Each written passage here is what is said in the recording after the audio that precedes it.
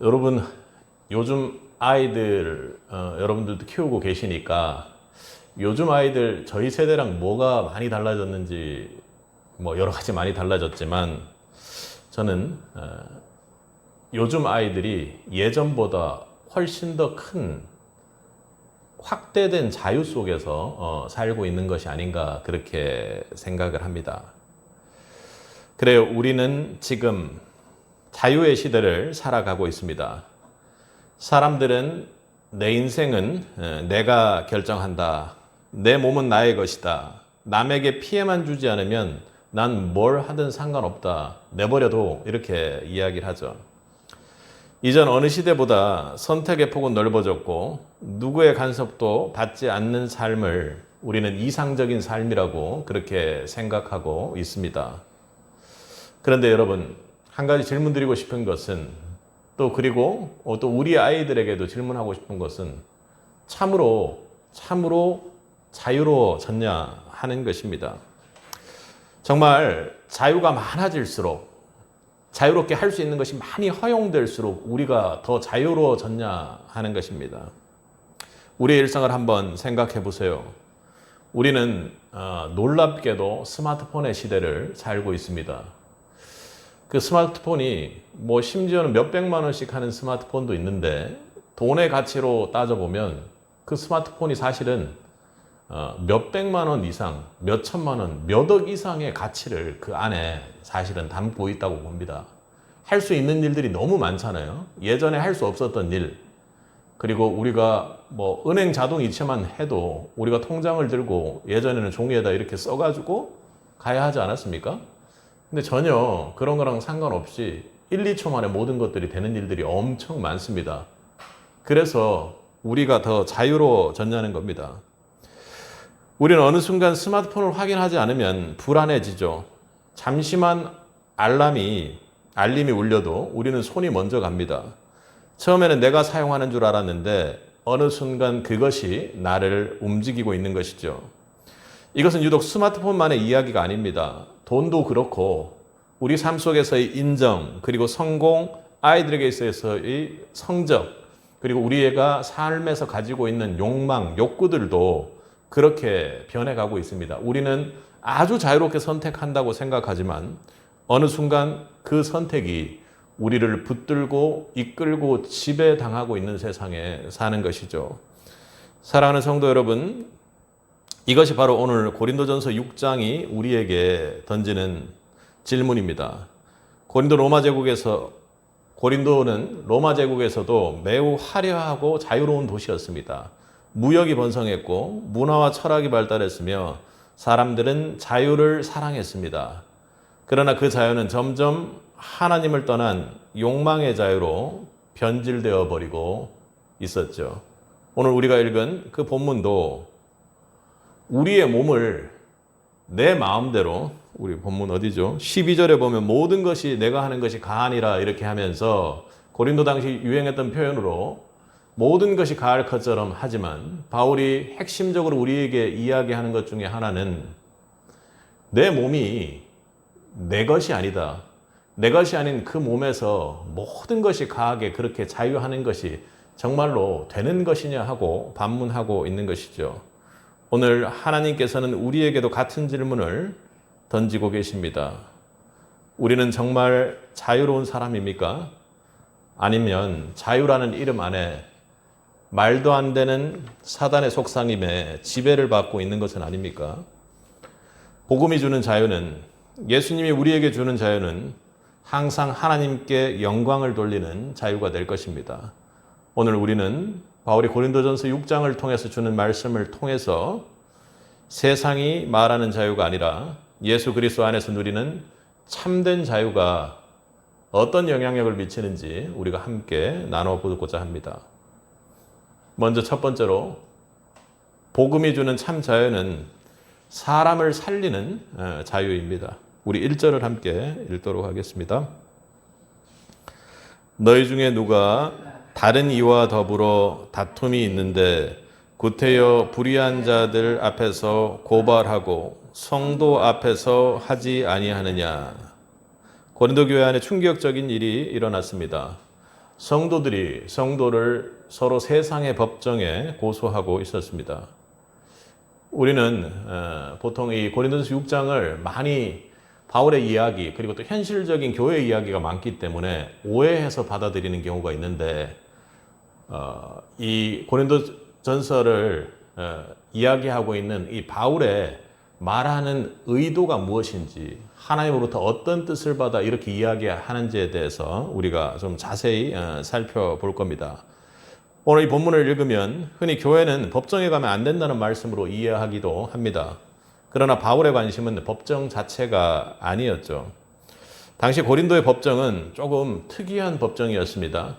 단순히 정의를 세우는 것이 아니라 돈과 신분이 판결에 영향을 미쳤고 재판은 자신의 명예와 힘을 과시하는 공간이기도 했던 것이죠.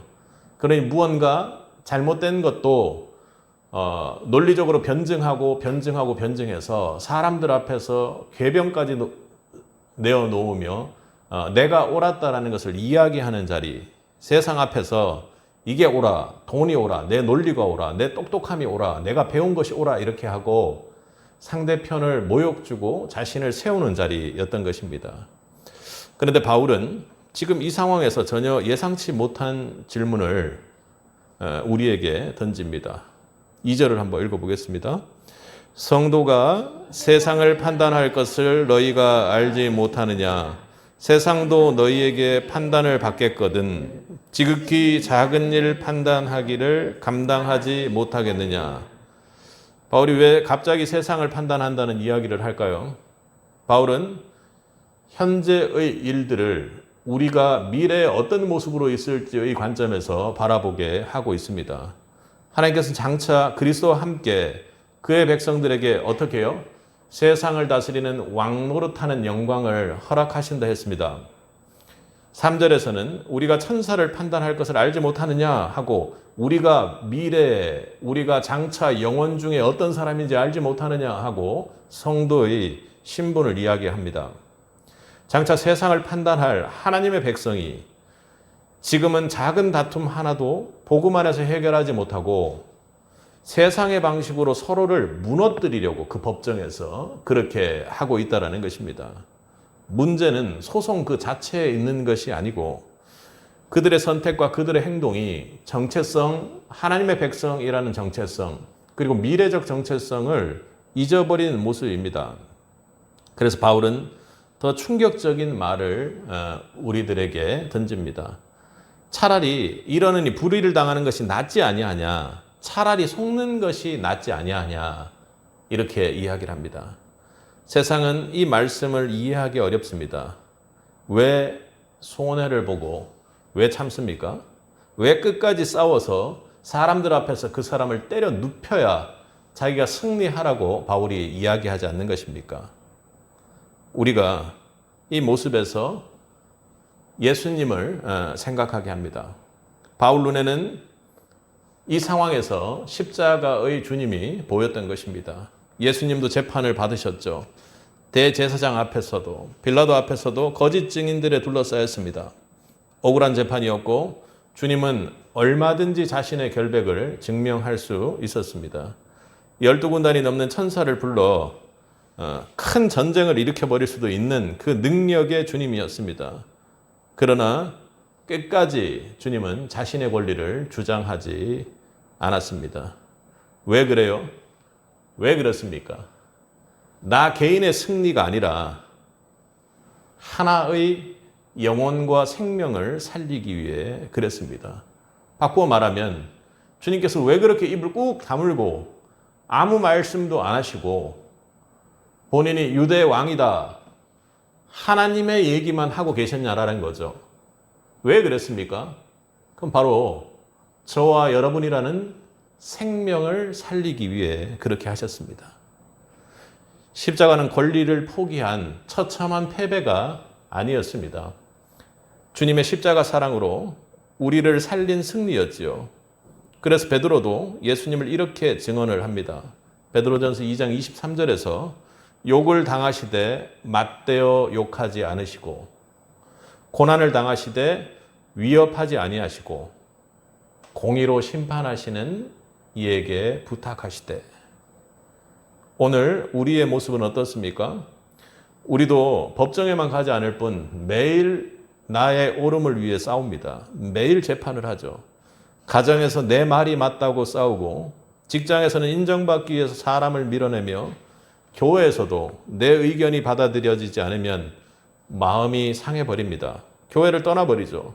문제를 해결하기보다 내가 옳다는 것을 증명하는데 쓸데없는 우리의 영혼과 시간을 낭비하고 있는 경우들이 많죠. 그러나 복음은 우리에게 이런 상황에서 이런 질문을 던집니다.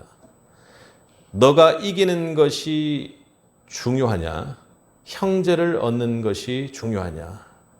바울은 그렇게 오늘 본문을 통해서 나의 이김과 송사를 통해서 내가 승리하고 세상 속에서 내가 세워지고 다른 사람을 때려 눕히는 것이 중요한 것이냐, 아니면 한 영혼이라도 얻는 것이 중요한 것이냐 하고 반문하고 있는 것입니다. 아브라함은 롯에게 먼저 선택권을 주었습니다. 아마 아브라함이 욕심대로 자기가 선택하려고 했으면 싸우고 갈등하고, 혹 롯은 아브라함 곁을 완전히 떠나버렸을지도 모릅니다. 세상은 손해라고 말했지만 하나님은 그의 양보를 믿음으로 받아들이셨습니다. 그래서 아주 멸망과 저주의 그 상황 속에서도 하나님은 아브라함을 기억하시고 롯을 구원하는 그 은혜의 역사가 있었던 것이죠. 아브라함의 양보가, 아브라함의 무언가 먼저 내어줌이 한 영혼을 살리는, 한 생명을 살리는 은혜의 역사가 있었던 것입니다. 믿음은 우리가 결과를 움켜쥐고 있는 것이 아니라 하나님께 결과를 맡기는 겁니다. 우리는 하나님께 무언가를 맡긴다고 하면서도, 기도하면서도요, 항상 플랜 B, 플랜 C를 준비해 두지 않습니까? 만약 이것이 되지 않으면, 만약 하나님께서 이걸 해 주시지 않으면 이걸 우리가 계획하고 있단 말이에요. 그래서 믿음은 결코 그런 플랜 B, C를 내가 움켜쥐고 생각하는 것이 아니라 하나님께 모든 결과까지 간절한 마음으로 맡기는 것입니다. 사랑하는 성도 여러분, 복음은 우리에게 세상이 말하는 방식으로, 세상의 방식으로 이겨라, 이겨라, 이겨라 이렇게 말하지 않습니다. 복음은 어떤 상황일지라도 사람을 살리는 길을 선택하라고 가르치는 것이죠. 권리를 끝까지 붙잡는 사람은 싸움에서는 이길 수 있을지 모르겠습니다. 내 권리를 내가 잘 챙취하는 사람은요. 그런데 권리를 내려놓는 사람은요, 생명을 얻습니다. 사람을 얻습니다. 그리고 그 안에 놀라운 그 선택의 자유를 누리게 되는 것입니다. 바울은 불의를 묵인하라고 그렇게 말하는 것 아닙니다. 정의를 포기하라는 것도 아닙니다. 다만 세상의 승리 방식을 따르다가 내 형제를 잃어버리는 그런 룰을 교회에서 범하지 말라는 것입니다. 교회는 그래서는 안 된다는 것이죠. 예수님께서도 우리를 얻기 위해 자신이 가지고 있는 모든 권리를 내려놓고 이 땅에 오셨습니다. 우리도 복음 때문에 때로는 권리보다 사랑을 선택하는 그 은혜의 성도가 되어야 합니다. 미래에 세상을 판단할 하나님의 백성이 되어야 한다는 것이죠. 사랑하는 세빛 성도 여러분, 저도 여러분도 살아가다 보면 정말로 권리가 깡그리 무너진 것 같고 권리를 주장해야 될 때가 있습니다. 그런 순간을 만납니다. 억울한 일을 당할 수도 있고 내 말이 분명히 아무 이유도 없이 매맞을 때도 있습니다. 그런데 그 순간마다 오늘 본문은 우리에게 한 가지를 먼저 묻습니다. 너가 바라보고 있는 선택이, 너가 하려고 하는 말이, 그리고 너가 지금 하려고 하는 방식이 정말 사람을 살리는 선택인가 하는 것입니다. 세상은 내 권리를 끝까지 지켜내라고 그렇게 가르치고 말합니다. 우리도 아이들에게 그렇게 가르칠 때가 참 많죠. 그러나 복음은 사람을 얻는 것, 생명을 얻는 것, 한 영혼에게 유익한 것이 더 큰 승리라고 말씀합니다. 생명을 살리는 선택의 자유가 우리 성도에게 있습니다. 그렇게 하기 위해 이번 한 주도 여러분 십자가를 바라보십시오. 나를 살리기 위해 자신의 모든 하늘 권세를 내려놓으신 예수님을 바라보십시오. 그 주님을 바라볼 때 우리도 내 권리보다 한 영혼을 더 소중하게 생각하는 성령의 마음을 붙잡을 수 있게 될 것입니다. 세상은 승자를 기억합니다. 그런데 하나님 나라는요, 생명을 건진 사람을 기억합니다. 기뻐합니다. 오늘 주님께서 주신 그 모든 것을 내려놓는 사랑으로 생명을 얻는 저와 여러분이 되시기를 주님의 이름으로 축복합니다. 두 번째로요, 복음이 주는 자유는 우리의 욕망을 다스려 줍니다. 우리 9절에서 11절까지를 한번 읽겠습니다.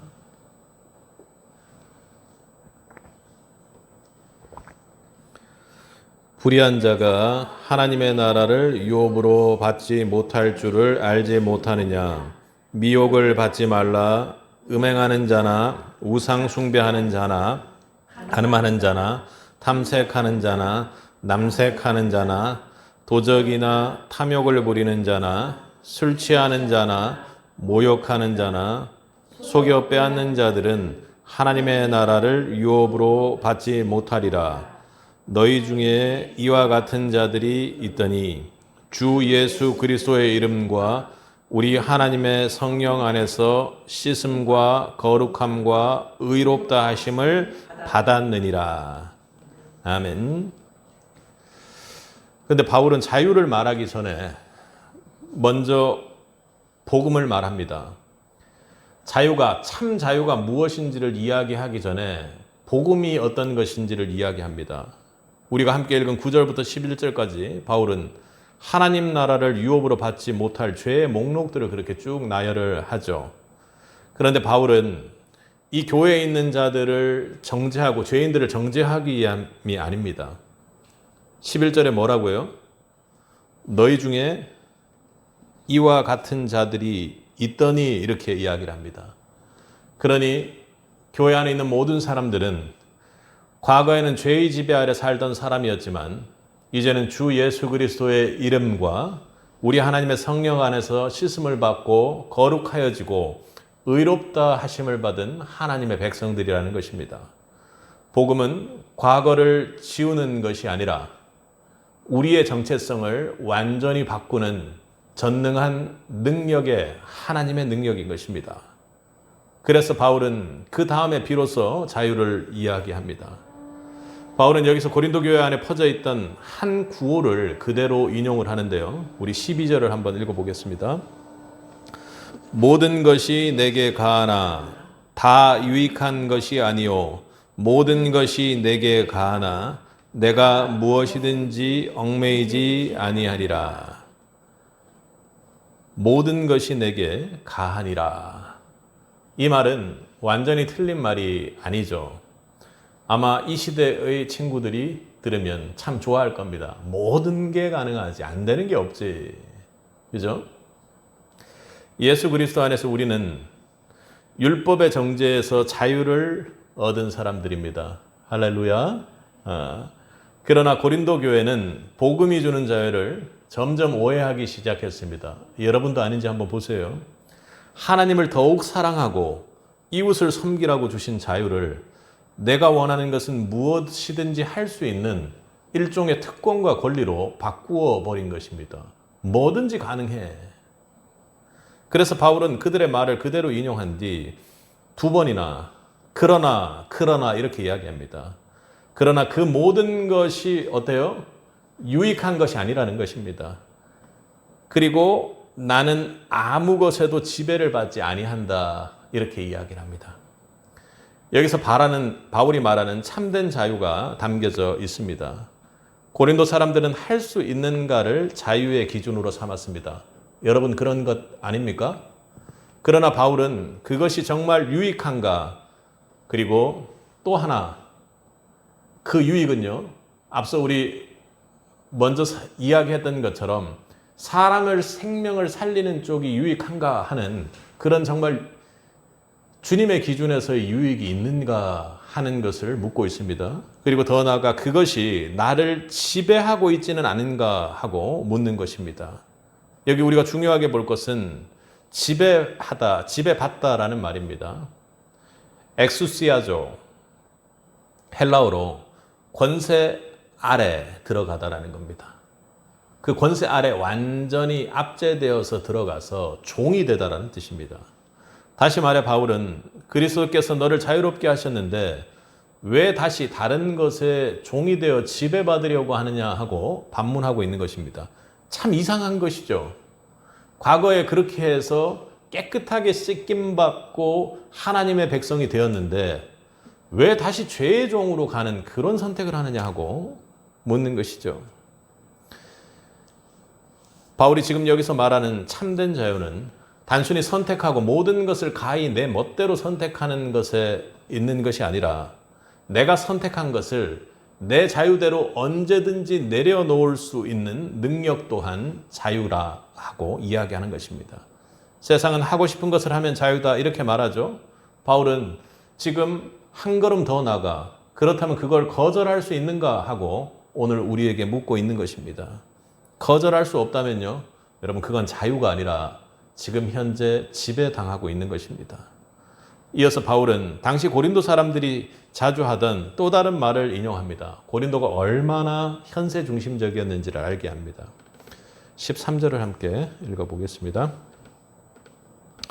음식은 배를 위하여 있고 배는 음식을 위하여 있으나 하나님의 이것저것을 다 폐하시리라. 몸은 음란을 위하여 있지 않고 오직 주를 위하여 있으며 주는 몸을 위하여 계시느니라. 아멘. 이게 논술 같은 걸 가르쳐 보면요, 이게 글을 쓰는 게 뭔가 전혀 막 말을 장황하게 잘 써놓은 것 같은데요, 자세히 읽어보면 본질하고는 다르게 살짝 이렇게 틀려서 본질하고 다르게 글을 써놓은 그런 친구들이 있습니다. 그럼 그걸 살짝 다시 정상적인 말로 틀어놓는 거죠. 말빨, 글빨은 되게 좋은데 실제 본질하고 전혀 다른 얘기를 써서 시험 점수를 못 받는 친구들이 있습니다. 꼭 바울이 지금 그렇게 이야기를 하는 것 같습니다. 음식은 배를 위하고 배는 음식을 위한다. 우리가 단순한 말처럼 들리지만 당시에는 하나의 그것이 세계관이었습니다. 배가 고프면 음식을 먹는 것이 자연스러운 것처럼 몸의 욕망도 자연스럽게 채우면 된다라는 논리입니다. 그러니까 몸은 성적으로 욕구가 생기고 되면 그냥 그 성적으로 욕구를 그냥 채우기만 하면 되는 거 아니냐. 그게 대체 뭐가 나쁘냐. 이제 이런 얘기들이 거기에서 아주 왕왕하게. 그러니까 이건 그런가 저런가가 아니라 아예 그런 걸로 확정적으로 그렇게 논리적으로 이야기를 하고 있었다는 것이죠. 특히 몸은 결국에는 썩어 없어질 것이니 지금의 욕망을 따라 살아도 괜찮겠다라는 것입니다. 바울이 5장 5절인가요? 그 정도에서 이야기했던 것처럼 이런 자를 사탄에게 내어주었으니 이는 육신은 멸하고 영은 주에게 구원을 받는다. 그러니까 육신이 사라져버리니까 결국에는 영혼만 괜찮아지면 되는 것 아니냐. 이런 논리로까지 그렇게 사람들을 미혹했던 것이죠. 그게 바로 이단입니다. 사이비 같은 것이죠. 거의 본질하고 비슷하지만 살짝 틀어놓아서 사람을 그냥 미혹하는 것이죠. 13절에서 몸은 음란을 위하지 않고 오직 주를 위하며 주는 몸을 위하시느니라 하고 그렇게 그들의 삶이 전혀 말씀하고 상관없이 가고 있다는 것을 교정해주는 바울의 이야기입니다. 몸은 욕망의 도구가 아닙니다. 오늘 본문에서 이야기하는 것처럼 몸은 주님께 속한 존재입니다. 그 이유를 14절에서 이렇게 말합니다. 함께 읽겠습니다. 하나님이 주를 다시 살리셨고 또한 그의 권능으로 우리를 다시 살리리라. 아멘. 바울은 몸도 하나님의 구원의 대상이라고 그렇게 말합니다. 우리 고린도전서 15장에서 함께 말씀으로 같이 배웠던 것처럼 하나님께서 예수님의 몸을 다시 살리셨듯이 우리의 몸도 장차 부활케 하시게 될 것입니다. 그러므로 우리의 몸은 오늘의 욕망을 위해 존재하는 몸이 아니라 장차 하나님의 부활의 영광에 참여하게 될 몸이라는 것을 결코 잊어서는 안 됩니다. 하나님께서 영광스럽게 하실 몸이라면 오늘 하루도 구별되어 거룩하게 사용되어야만 하는 것입니다. 사랑하는 성도 여러분, 오늘 우리 시대도 크게 다를 바 없이 이 말씀을 적용해야만 하는 것입니다. 내 몸은 내 것이다. 내 인생은 내가 결정한다. 우리는 그렇게 이야기를 하죠. 그러나 어느 순간 돌아보면 그 욕망이 우리를 이끌고 있을 것입니다. 몸을 함부로 하는 모습들, 성적으로 문란한 모습들, 그리고 동성애가 만연한 이 시대의 모습들은요, 결국에는 내 인생은 가히 뭐든지 다 할 수 있다고 한 잘못된 자유에 대한 착각 때문에 그런 것이 아닙니까? 한 알코올 중독 회복 프로그램에 참가한 한 참가자 남성이 이렇게 얘기했습니다. 저는 늘 언제든 그만둘 수 있습니다라고 그렇게 말했습니다. 그런데 어느 날 제 아이가 아빠, 오늘 하루만 술 안 마시면 안 돼? 라고 묻는데 그 하루도 참지 못했습니다. 그때 처음 알게 되었습니다. 내가 술을 마시는 줄 알았는데 자유롭게 사실은 술이 나를 붙잡고 있었다는 것을. 사랑하는 성도 여러분, 죄는 언제나 우리에게 달콤하게 자유를 약속합니다. 한 번쯤은 괜찮아. 언제든지 그만둘 수 있으니까 말이지. 그러나 결국 죄는 우리의 자유를 앗아가고 자유를 다시는 돌려주지 않습니다. 죄는 자유를 약속하지만 마지막에 반드시 우리의 자유를 침탈하고 빼앗고 우리를 지배합니다. 그렇다면 참된 자유를 보여준 예수님의 모습을 여러분 한번 생각해 보시기 바랍니다. 예수님도 사탄의 꼬임이, 사탄의 미혹이 없었던 것이 아닙니다. 공생의 사역을 처음 시작할 때 예수님께 돌을 떡으로 만들라고 했고 성전 꼭대기에서도 뛰어내리라고 얘기했습니다. 세상의 모든 영광을 주겠다고 그렇게 유혹하기도 했죠. 그런데 예수님이 어떻게 해요?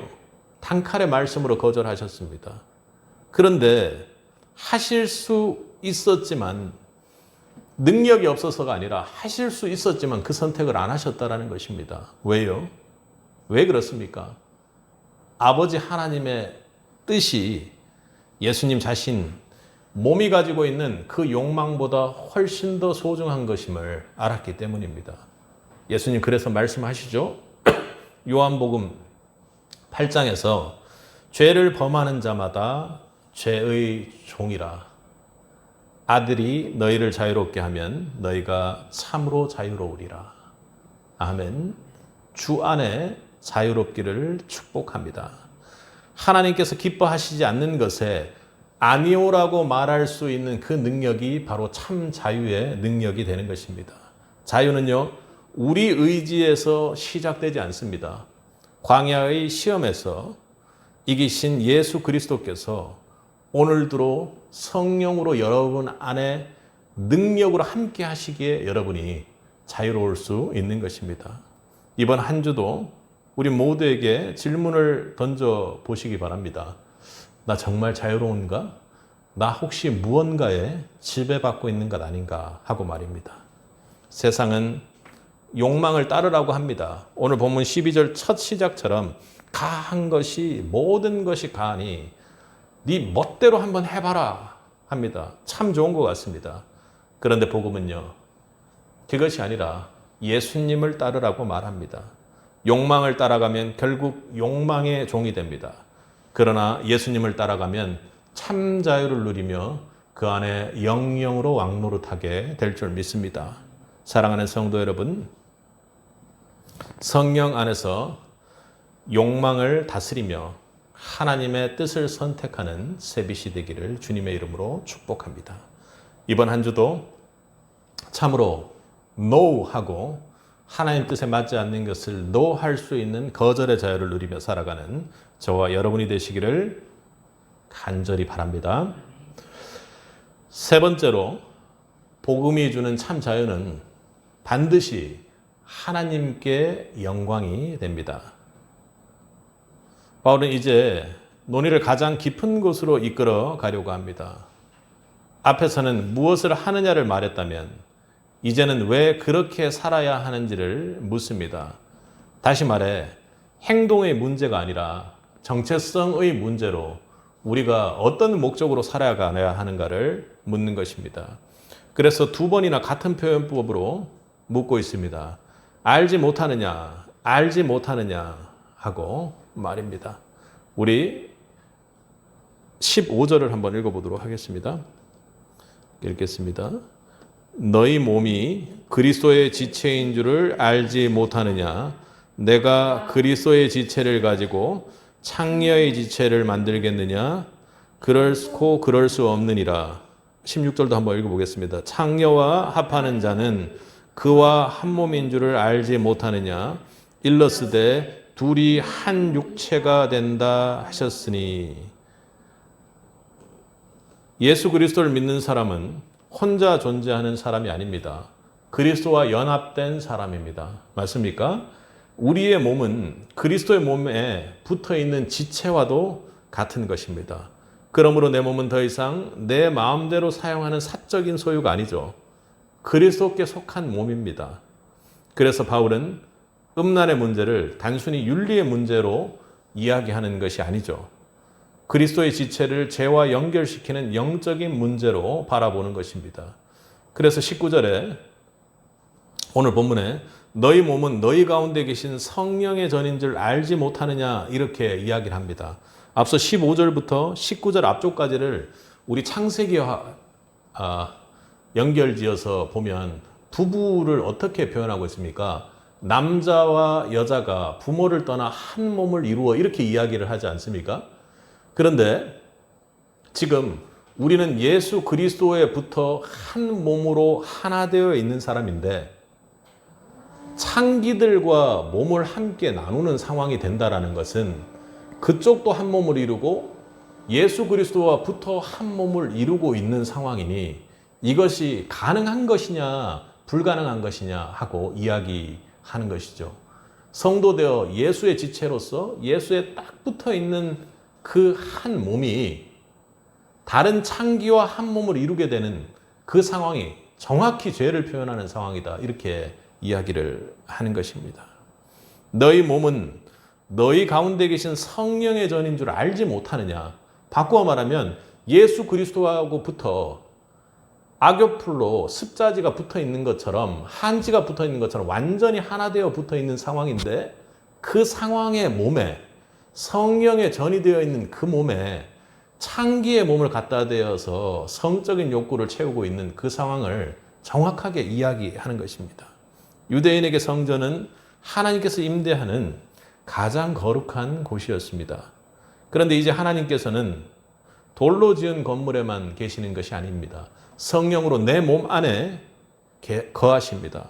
그러므로 우리의 몸은 함부로 사용할 수 있는 몸이 아니라 하나님께서 거하는 거룩한 처소가 되어야 한다는 것입니다. 남자가 여자와 한 몸을 이룬다라는 것이 어떤 의미인지를 구약적인 요소를 가지고 와서 바울이 설명한 것이죠. 그러므로 우리는 예배를 드리기에 성전에 오는 사람들이 아니라 성령께서 거하는 성전으로 세상 속에서 살아가는 사람들입니다. 우리가 하나님 앞에 예배를 드리지만 우리 안에 거하시는 하나님의 성전, 그 몸으로 항상 세상을 하나님을 나타내며 돌아가는 사람들이라는 것이죠. 하나님께서는 오늘도 우리의 삶을 통해 세상 가운데 자신의 영광을 드러내기를 간절히 원하십니다. 하나님의 형상을 나타내는 새빛이 되기를 원합니다. 그러나 바울의 절정이 여기서 머물진 않았습니다. 바울은 왜 우리의 몸이 그리스도의 지체고 왜 성령의 전인지를 마지막 한 문장으로 설명을 합니다. 우리 함께 읽겠습니다. 19절 상반절로 읽겠습니다. 너희의 몸은 너희가 하나님께로부터 받은 바 너희 가운데 계신 성령의 전인 줄을 알지 못하느냐. 아멘. 이 말씀은 고린도 사람들이 가장 잘 이해할 수 있는 표현이었습니다. 고린도는 거대한 항구 도시고 거래가 아주 돈을 주고 무엇이든지 사고 팔 수 있는 거래가 활발하던 곳이었습니다. 시장에서는 날마다 물건이 거래되었고 노예도 사고 팔았던 것이죠.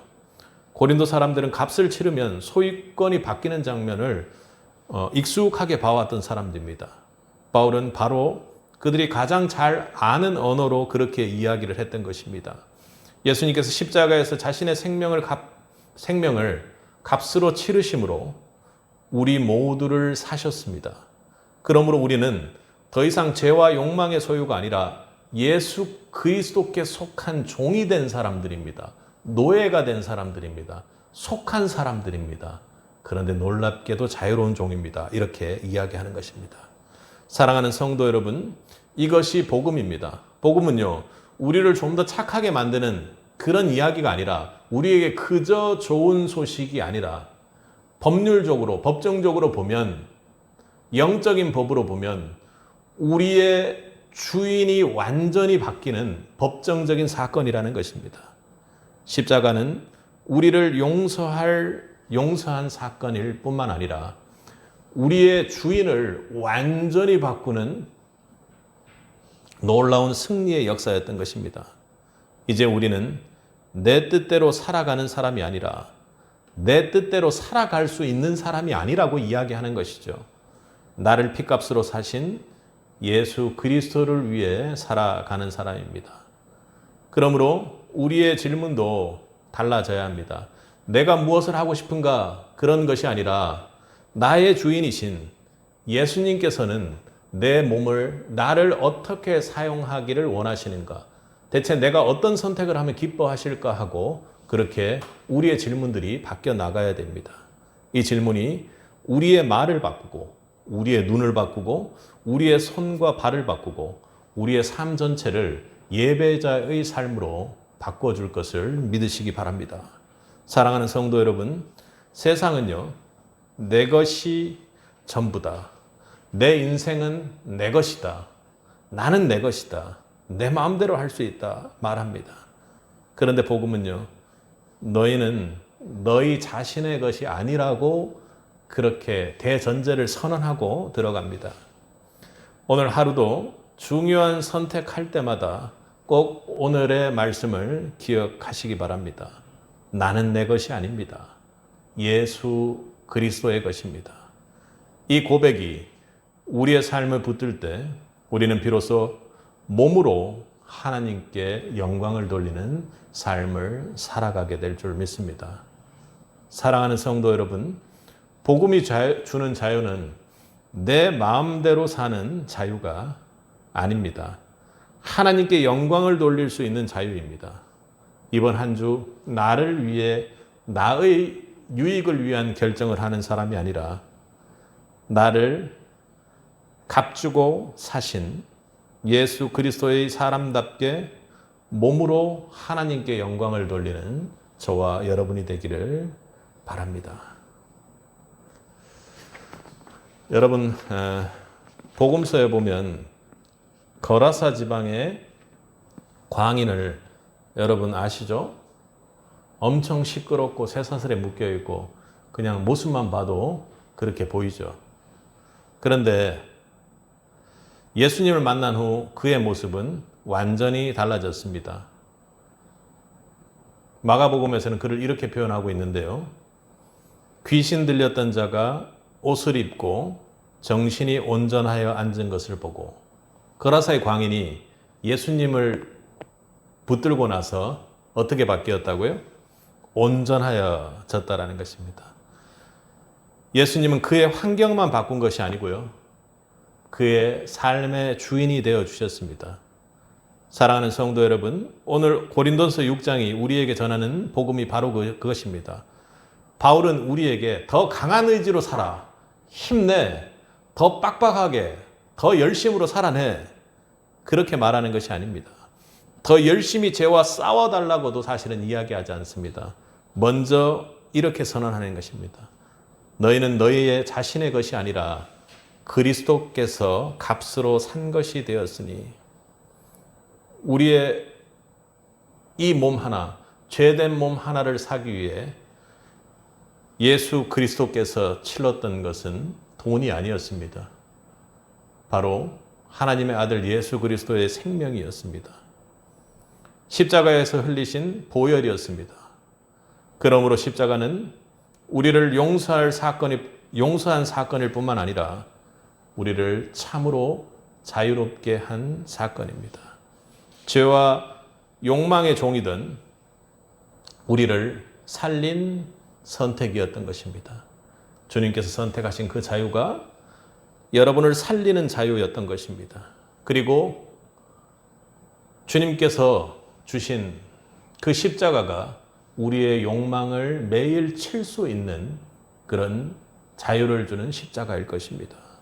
그리고 그 십자가를 따르는 선택의 자유가 여러분을 하나님께 영광 돌리는 삶으로 이끌어 줄 줄 믿습니다.